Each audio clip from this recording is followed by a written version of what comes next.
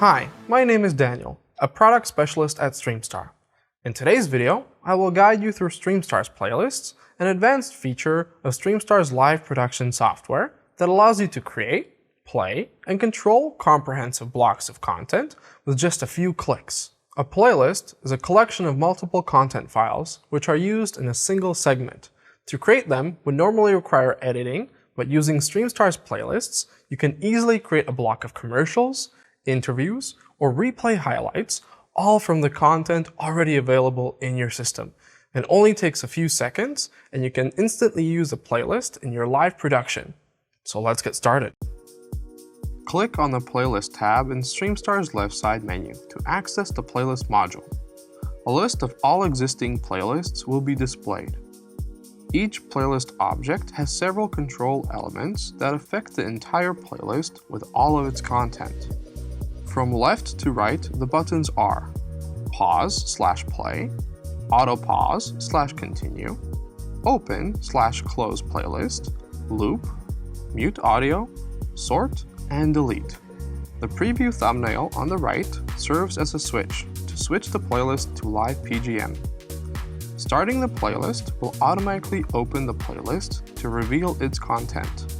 You can switch any playlist content item at any time, back and forth in the playlist, or cut out to a live camera as you wish. Once the playlist is playing in live PGM, pressing the pause/play button pauses its playback, freezing the frame. The button is changed to play now, and pressing it again resumes the playlist playback. Next, click the auto pause/continue button to activate the functionality. Start the playlist by clicking on the preview thumbnail. Cut to a live camera, which pauses the playlist. Now press the play/pause button to cut back to the playlist at the spot you left off. If the auto pause/continue function is turned off, switching back to the playlist will play the playlist from the start. Next is the open/close button. Click it to open or close the playlist to view and control its content.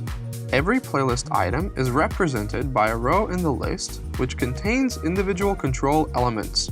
These affect one item only. At the very left is the thumbnail that functions as a switch.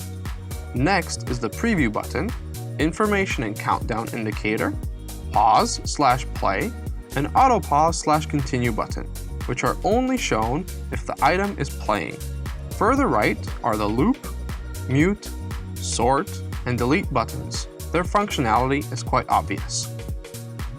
Adding media files or replays to a playlist is simple.